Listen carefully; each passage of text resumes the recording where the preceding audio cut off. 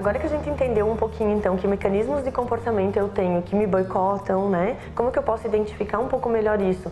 Para que eu coloque na ferramenta e consiga realizar, porque senão vai ser mais um planejamento na gaveta, vai ser mais um planejamento que eu vou usar só no ano que vem.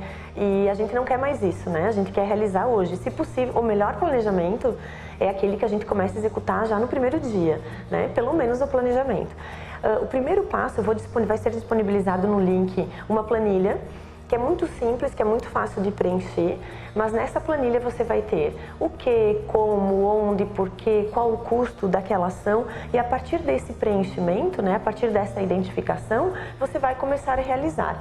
Também a gente vai disponibilizar no link um diário de bordo, que é um documento, uma ferramenta que a gente pode utilizar para todos os dias acompanhar e verificar se eu estou realizando, se eu estou realizando, se eu posso realizar melhor. Então são duas ferramentas que o coaching disponibiliza hoje, que é a planilha 5W2H e o diário de bordo, que facilitam muito a execução do planejamento. É uma ferramenta que você vai disponibilizar ali informações, e a partir dessas informações você vai conseguir ter planejamento com prazo, custo, pessoas envolvidas, o que tu precisa para realizar aquela atividade. O ideal, a partir dessas ferramentas que vão ser disponibilizadas, e é isso que aumenta muito a eficácia da realização, é o acompanhamento do coaching.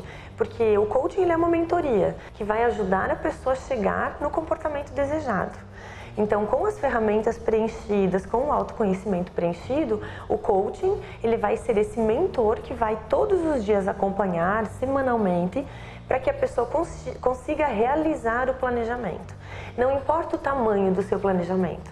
Pode ser guardar R$1.000 por mês, pode ser comer uma fruta todos os dias. O importante é que você realize. E o mais importante também do planejamento é que seja um passo de cada vez. Eu não posso querer mudar toda a minha vida amanhã. A partir da manhã controlar melhor meus gastos financeiros, a partir da manhã ir para academia, a partir da manhã acordar mais cedo, a partir da manhã me relacionar melhor, a partir da manhã montar mais projetos. Eu não vou realizar porque eu vou ter um gasto de energia muito grande para isso. Então o ideal, o melhor planejamento é o que começa com pequenas ações, mas que sejam realizadas. Então se eu tenho uma ação, eu quero muito guardar dinheiro, quero muito me alimentar melhor, qual vai ser mais fácil de eu realizar? Se alimentar melhor, comece por esse. Porque se você conseguir realizar, ele vai gerar sucesso em você e vai te automotivar para o segundo desejo, que é guardar dinheiro, que é um pouco mais difícil. Todo o comportamento que exige muito gasto de energia, ele vai ser muito difícil de ser mudado. Ir para a academia, melhorar o teu controle financeiro, são comportamentos que exigem bastante energia. Por isso que são difíceis de mudar. Acordar mais cedo também exige bastante energia, mas ele é um pouquinho mais fácil. Então, o comportamento mais difícil de ser mudado é o comportamento que exige muito gasto de energia para mudança.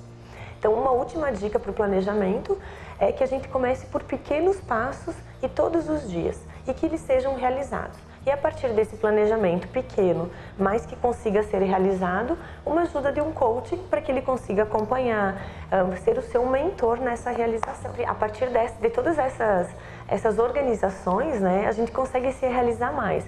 Então, faça essas ações, né, se comprometa consigo, a gente não precisa se boicotar mais, a gente sabe onde quer chegar, a gente pode entrar agora nesses últimos 5 meses do ano com mais propósito, com mais foco, não precisa mais jogar para o ano que vem, para segunda-feira, então a gente precisa realizar agora. Então a ideia é que a gente comece a realizar, que a gente entre nesses últimos 5 meses do ano com bastante propósito, que eu consiga entregar bastante coisas esse ano ainda e que eu consiga fechar com bastante realização. Eu acho que o propósito da gente existir é a gente existir com legitimidade, né? É a gente existir dentro do nosso propósito.